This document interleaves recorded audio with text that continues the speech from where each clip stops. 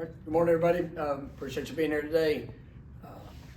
Coming off this weekend, I know at the post-game press conference, I know you talked to coordinators, but just frustrated, disappointed. Unfortunate outcome. Coming out of that game and just the expectation going in.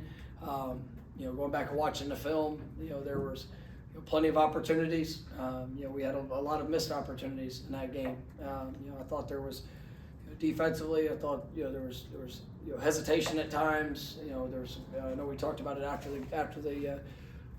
the game, just with at moments communication, eyes, and then there was just times where I thought guys played a little hesitant of whether it was the thought of not missing or just not trying to have a negative play in the moment where we just weren't as fast and reactive as what I've seen us play and the level I've seen us play. Obviously their quarterback did a good job of extending plays. We have to clean up. We have to continue to clean up things when in regards to our rush lanes. Be able to create pressure. That was obviously a big part of the game the other day that allowed for drives to extend and for big plays to occur. So we came back yesterday with the focus defensively of getting back to going out, playing fast, communicating fast, and all things that we do. I mean, we need to be the aggressor. And I thought that there was too many slow reactions and hesitation when it comes to that, and some of that when you see guys in position, they have an opportunity to go make the play. We need to go make the play. When there's times that there's too much communication, that's going on. Well, that's something that as coaches, we can be better at, and making sure that guys have a full understanding and can go cut it loose and play and react. So, offensively, I thought it was a good defense that we went against, and one that was aggressive and attacking. I thought we were able to establish some things on the ground. There were some good moments there. I thought we were able to create some explosive plays. There's a few drives that we've got to be better. And ultimately there's we got some injuries that showed up throughout the course of the game that really kind of tested our depth a little bit, and we've got to overcome those things, and some guys that you got in the game, you need to continue to progress to be ready for those opportunities. And obviously we did have the turnover there in the second half, which was big, and something that I've hit on and harped on, having to get corrected, and we need to get we have to, that has to occur, with those opportunities, and giving somebody a short field and losing a possession. I mean, when you look at the turnover, and then there was a couple of penalties that really affected us there offensively, and we've got to clean that up. And but I thought for the most part, I mean, there was some good plays that were had, and obviously some things we can continue to build on. I thought Mekhi Danzy showed up and was extraordinary there the other day, and he's kind of had he's shown some great flashes. He's had some disappointing moments, but really liked what I'm seeing from him and his continued growth within the offense and the things that he's showing capability to do. So we'll build upon that. And then just big picture as a team, we've got to jump up, and we got to go sprint forward. And it's anytime you have a stretch of games that with losses or disappointing outcomes, I mean it's you got to start with myself. Look in the mirror and evaluate where are the things that are costing us in these, where are those consistent things that have shown up, and then in some areas it's a different issue, and things that we've got to make sure that when those moments when they show up throughout the course of the contest, that we're putting ourselves in the best position to be successful, that the identity of what we work towards and what we do, and those key objectives that we know we have to accomplish. I mean, that's got to show up. And unfortunately, we have 3 straight losses in conference that all come down to ultimately one possession on the scoreboard. And we've done enough things to earn those losses, and I don't feel as if this is a team that at any point has pulled back or not made the investments to prepare or to be ready. But we have to, as players, coaches, everybody, we got to apply that in the game, and it's got to show up to being victorious with in those challenging times, and those games are going to come down to a play here or there. We've got to go make them, and I know that this is a team that's we're pissed off at where we are, and what we've done, and the only people that can go fix it are us, and for all the things that the anything that's going on beyond this building, or anything that's going on that's outside of our control, we can't worry about that. We've got to focus on the job that's at hand, and our focus, and just going to get better, so that come Saturday night 7:30 Pacific time, we will be ready to go and play our best game. And I have a great deal of confidence that that's what's going to occur, and that that's what we're going to do, but we got to go get it done. First question will be Ira. You guys had a couple chances in this game, and then also in Virginia game, where you have a lead in the ball and don't get anything out of those possessions. I know that players have to make plays, but are there things you guys can do to help them in those situations to get that score? Yeah, it's I think Gus does a great job in how he sequences your thoughts throughout the course of the game, of trying to understand what to expect, what might show up, and there's I think everybody, there's times that whether it's a call, whether it's it's a decision, something that we expected somebody to do, and at times it doesn't happen. But I think that the opportunities and the calls, I like and I understand all parts of the sequencing of it, and it's but there's times that guys will make a play, and sometimes the defense will have a good call against a certain look, but we want to put our guys in the best position, and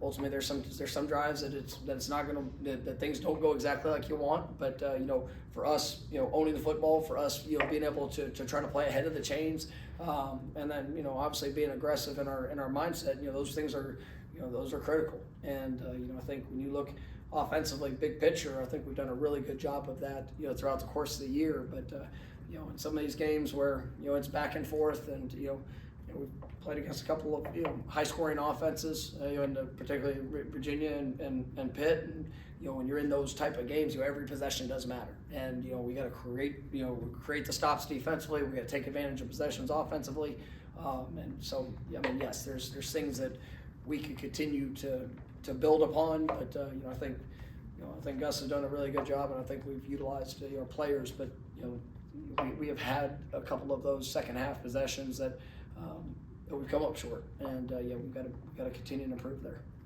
Go over here for Brendan. You mentioned the ball security issues with 3 games with 3 fumbles, different running backs too. I guess, is it something, I know you guys coach it, is it something that's not translating over to what's being coached? Is it? Yeah, it's not good enough, and there's that's probably one of the more disappointing things, just because there's a year-long expectation of that emphasis, and you can point to it, you can talk about it, you can even rep it, but if it's not showing up in the game, then that's on us. And you mentioned there's 3 different running backs. We've had a couple receivers put the ball on the ground, whether they turned into turnovers or not. Quarterback, we have to be better there, and we're gonna, if what we're emphasizing, how we're emphasizing is not getting across, then we need to look at new ways of getting that point through, because if it is costing us, and it's cost us in critical situations, and so yes, there is we're evaluating all reasons why, and there are some things that we'll continue to address in different ways this week to make sure that come Saturday night that issue gets fixed. Chris? You mentioned communication in your opening. Are you talking about communication in the sense of getting sub packages incorrectly, or player communication, or both? Both, and that's there were there were a few instances where, you know, we had to be better as coaches, you know, and you know, making sure that, you know, that the urgency, the urgency of calls, the urgency of personnel groups, the urgency of getting guys, you know, where they need to be in those situations. You know, we had a couple of those instances that showed up on Saturday, and you know, that can't happen. And it's just those are things that you know, we've got to be better at. And you know, and then there's times that on the field where you see, you know, players, I say this, over, you know, being hesitant with it, with, you know, with their I say hesitant, being delayed in their alignments, or, you know, their on snap, you know, footwork or keys because of an extra communication. That's so that either it's not clear enough on the field, or it's something that if there's a slight bit of confusion, that has to, you know, that's on both. I mean, that's players, coaches. I mean, that's where we have to be able to look at that, and, you know, be able to be cleaner. I mean, the players have a responsibility of you know, the execution of that sometimes. You know, if they're not correct in you know, the trigger or the thought or what needs to be done in a certain situation, you know, that's something that, you know, we've got to get addressed through the week, and they've got to own, so that in the game we can get out there and play as fast as we need to be. And so those are things that I'm looking at and saying, you know, because you have to answer the question why. Why is that occurring? Is that you know, too much information? Is that you know, maybe an area where our eyes need to be better in what we in translating what we're seeing, or what we need to be able to communicate with the guy to the left or the right, just so that you eliminate any of that doubt or any of that hesitation, or we're able to play as fast as we possibly can. Liam? Almost a follow-up to that part. Tony yesterday said that he thinks the guys are thinking too damn much is what he said. He thinks that he needs to kind of tone it back and scale it back a little bit. Is that something you agree with? And how do you kind of do that while still playing the defense that you want to play, while kind of getting the guys a little more focused on what they need to do? Well, I mean, we want fast and physical, and, you know, for guys to be able to, you know, when you go against offenses that you know, can present a lot of different options. And I mean, you know, obviously there was Pitt did a good job, you know, there on Saturday of, you know, utilizing, you know, the running back in the passing game, utilizing a lot of different formations, you know, things that you know, that we've seen, and at times this year have done a great job of, you know, of you know, being able to have that balance, because you can't just sit there and be stationary. That's not the world of you know, in just what offensive football is now. I mean, you got to be able to show different looks. You got to make sure that that we're accounting and being able to adjust to things that can show up in a game, but also you know, you want guys to be able to go out there and, you know, to put, you know, all their talent on display, you know, and to be confident in the position they're supposed to be, whether it's coverage, leverages, you know, where they're supposed to be fitting in the schemes, and you know, if it's a pressure, then, you know, where it needs to hit. And so, yeah, I think that's something that, you know, we all, you know, as coaches, offensively, defensively, if you feel that there is, you know, not the immediate reaction, and there is hesitation with different looks or different things that their guys are being asked to do, then, you know, there's times you got to tone it down and be complex in presentation, but maybe more, you know, I say simplistic, but, you know, in what all you're asking a player to have to accomplish within the course of a certain game. Brendan? It might be kind of related to that, but some of the recent weeks, linebackers being isolated in coverage a few times, like, it's been costly. Are they physically capable of what you guys are asking them to do, or is you got to scale back? What, I guess, how do you avoid those things happening? Yeah, I mean, there's space recovery. You know, there's you know, you're aware of all matchups and where, you know, where challenges can present themselves, and you try to minimize those times of that exposure, while also, you know, other things that you're trying to accomplish, you know, within different looks. And so, yeah, I think that, you know, that's where, you know, you gotta have a plan to put your guys in the best position to be successful. And you know, at times we've been able to do that at a very high level, and then, you know, that we have had, you know, times where we've gotten, you know, beat in certain situations due to you know, maybe a matchup, you know, and certain times that, you know, there's also, you know, some player responsibility of leverage and alignment and things that they can do to, you know, of what's being, you know, asked of them. And so it all works together. And, you know, there's times where you understand where the weakness of a call is, and this is in every phase, that there might be, you know, it's not always a good answer, but it can be a best answer, and you know where the weakness of vulnerability is, and to be able to have a rally around that. And so, you know, that's where you kind of, you know, you have to work to be able to, you know, be able to attack in a variety of ways, but also understand some of the areas where you could be susceptible, and try to clean that up and get that fixed. Go over to Corey. You're a guy that obviously puts a lot of internal pressure on yourself. Do you feel external pressure? You know, I think the external is for my desire for this program. And so it's not, well, you know, anything beyond. And I care about every past player that has come before, the past coaches, what it is to be a Florida State Seminole, the expectations of this program. There's nobody, and I can stand for, there's nobody that wants it more than I want it, right? And I will, with everything that I have. So the internal is there, but it's also because of who. It's because of what that I get to represent. I mean, being the head coach here, you know, I want it all. I want this program to be seen, celebrated, I want us to win every damn game, every day. I want all that we do, how we represent it in within the community, within, you know, just you know, the development of these student athletes. But it's like that external. I mean, I want that too, because I don't want to be at a place where there's not expectation, where there's not pride, where there's not people that I care about, that I want them to have the joy for what this program, you know, means. And so that's the external I feel. You know, people, all the different opinions, that doesn't do anything to me. Like what I care about is I know when it's good enough, and I know when it's not. And there's times that, hey, you know, you put everything you have out there, and you know, there's a time you get knocked down. Hey, man, I can, if it's best on best, and you know, we come up a little short, then I can live with that. If there's times where I know that we absolutely should have, could have, need to be better in whatever part of it, then, you know, that's what weighs on me. And you know, that's what we have to get fixed. That's what we have to improve upon. But yeah, I don't get caught up in the, you know, the outside messaging. I care about. I mean, I know what this program means. I know what it stands for, and I know my responsibility in that. And so that's where I put the pressure on myself and everybody within this program for us to show up and for it to look a certain way. Ira? With all the injuries you had in offense in the second half, I mean, it seemed like you went most of the second half never throwing. I was just running the ball. And then Tommy's also was banged up, Gus said.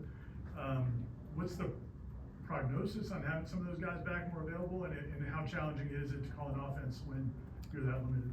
Well, I mean, you know, when you have, you know, we got down to, I think it was, you know, six or seven key guys that have played for us. Whether, you know, I think we were down, you know, 4 receivers in the course of the game. You know, obviously Randy wasn't able to go. You know, obviously Mike up front. I mean, when you get into the depth of that, I mean, it's going to change certain things, and it's still about trying to put our guys in the best position to be successful. You saw guys that, you know, I mean, Makai, you know, rose up, did some good things. You know, you saw, you know, Landon Thomas had a big play in the course of the game. But it's still about being able to mix and match, you know, how we're presenting things, and that's where it gets a little bit tough when you're already into the depth, and then you have additional injuries of you know, just, you know, all that you can do.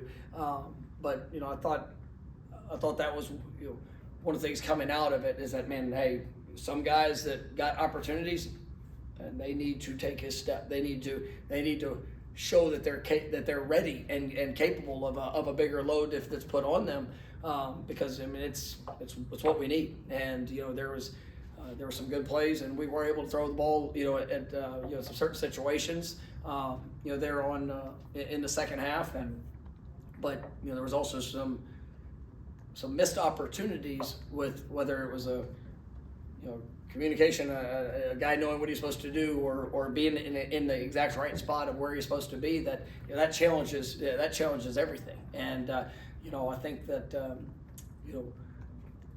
as we continue to progress throughout the season, and for those young guys to continue to work and emerge, I do have confidence in what they can be. But there's no doubt that was a difficult circumstance to have to work through there in the second half.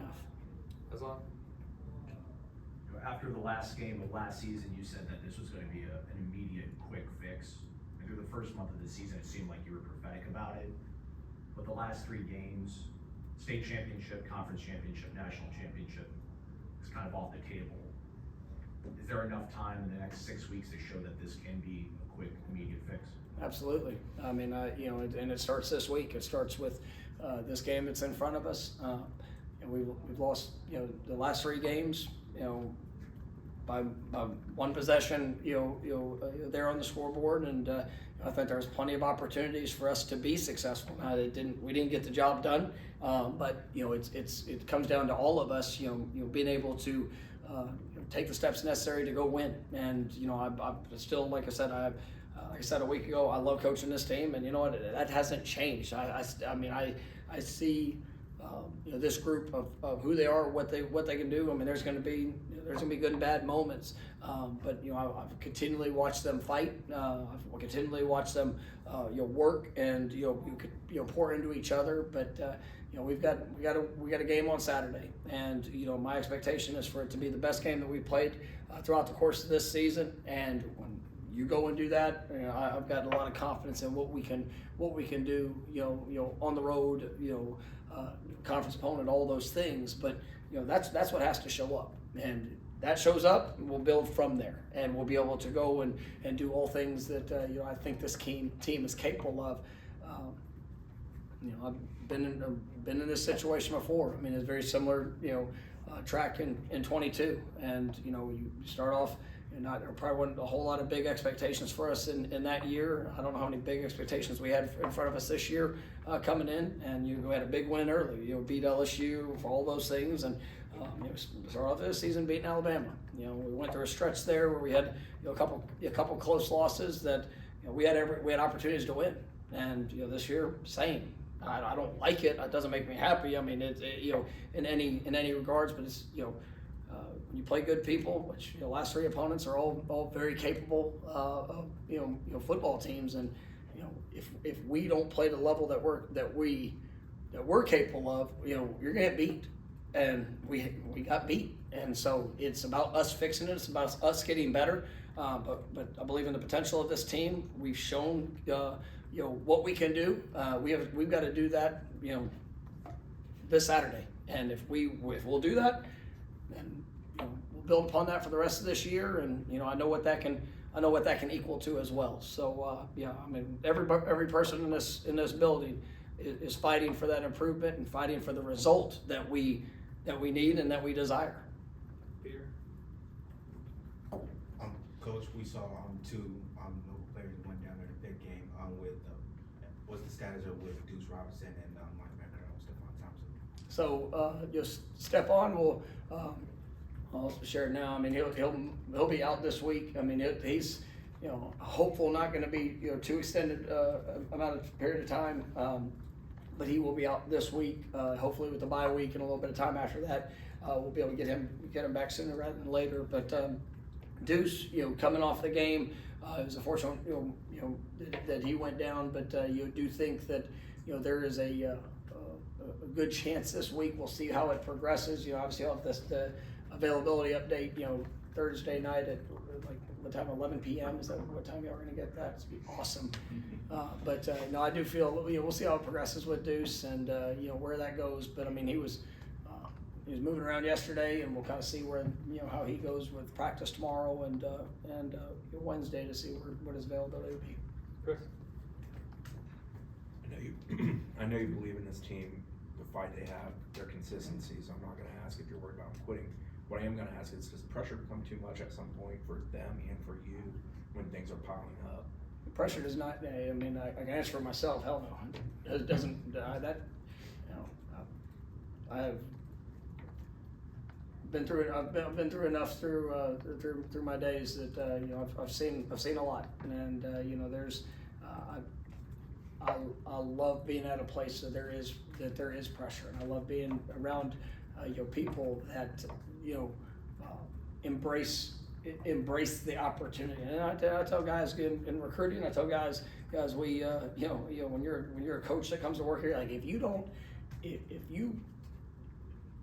can't embrace expectation, and you know when it doesn't look right, when it doesn't go right, look, I want that for, once again, you know, to Corey's question, like for who we represent, like that's everything to me when it comes to this football team and these players and the work that they put in and their careers and all of it.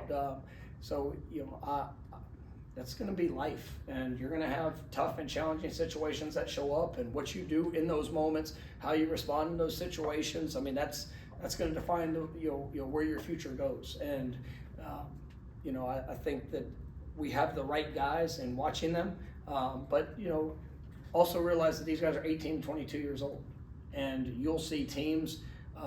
You know, we've been one of them over the last couple of years in college football. That there's been times where that you get caught up, you get distracted, you get, you know, even with all the want to and the desire that, you know,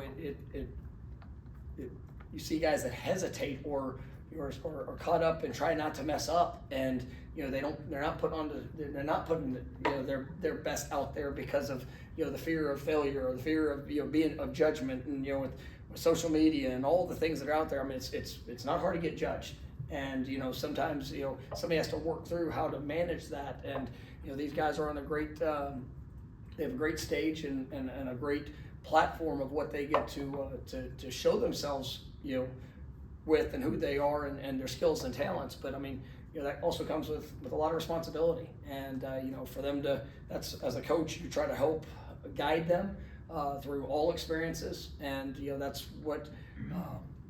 Yeah, that's what also makes it that much more rewarding when you're able to overcome. And I mean, I remember, you know, I know we've talked about it a lot. Like, I think back to Jordan Travis's story of just, you know, the pressure of, you know, being a starting quarterback at Florida State, and at times when it doesn't go well, and you know what that can look like and what that can feel like. But then, you know, for all the pressure that was experienced at the front end, what that was able to mean to him, you know, on that journey, when he was able to overcome it, when he was able to have the success. I mean, it just he'll be able to be a lifetime example for so many people because of just his resilience throughout it. So no, I don't. That's a long answer to no. I don't think the pressure is going to be too much. All right, we got time for a couple more. Brendan? On Saturday, there was, I guess, a heated conversation with Coach Knighton that fans saw. I'm not asking for specifics on that, but how do you go about trying to uphold the standard if you're not seeing it from a coach? Is that something you talk about afterwards? Oh, there's yeah. I mean, there's you know, there's a lot of passion and you know that goes into the job that we have, and I've got it, and you know I want our coaches to have it, and that's. But there's times that, you know, if something's not to the standard of what is expected, you know, that, you know, I'm not gonna just sit back and, you know, it needs to look a certain way, be a certain way. Sometimes it can be on you, sometimes it can be on somebody else. But I mean, that's, you know, we're in the moment, and you know we're gonna move forward, and it's gonna be, you know, the way that this program deserves it to be. And you know, so those things happen from time to time, and you know. T. Knight is an incredible coach. He's a great man. He does a wonderful job with those players, and you know we've had good conversation, and you know, I'm excited for what's ahead for him, for that D-line room, and the things that we're going to be able to accomplish. Last one, Corey.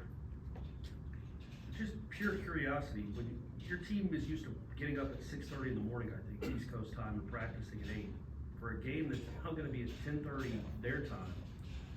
How do you adjust to the body clock? Yeah, there's been a lot of thought of how, you know, what do you do throughout the course of the week? We practice, you know, different times, and I mean, you know, when you're dealing with 104, you know, players of trying to work through, you know, some of the logistical things that didn't quite, you know, fit for us, you know, this week. But you know, there will be part of the dynamic. You know, we're going to leave on Friday. You know, partly, you know, knowing that at least it was going to be a late game, a little bit earlier, you know, in the year, actually helped us to be able to make those plans. You know, initially, if it was going to be an earlier game, you know, we were going to leave. We're going to leave on Thursday night, but because of the late game, I really don't want, you know, guys going out there Thursday, sitting around the hotel all day, you know, Friday and Saturday. So I think we've got a great plan. You've done a lot of research and some conversation with guys that have, you know, that have played, you know, East Coast to West Coast, played late game, played primetime games, just different things that they would do even in the course of the travel when they got there. You know, we're going to keep the guys up, you know, there. You know, on Friday night a little bit later with our meetings that we do, just to kind of, you know, hope it adjusts. But at the end of the day, I mean, there's the circumstances that surround the game, and we got to put ourselves in the best position to acclimate. But you know, when that thing's teed up, it's time to go play. And you know, we're gonna I think we got a good plan from all the things that we've done. But once it's teed up, I mean, if it's not all ideal and perfect for what you want, I mean, go fix it with your play, and you'll be able to control the things that we can't control. But you know, now at the new age of college football, I mean, this is, I guess, the new normal. I mean, you're going to see these type of games, you know, flying across the country, and you know, whatever time slot, we don't get a big say in that. So it's just all part of it. All right. Thank you, Coach. All right, thank you guys. Thank you.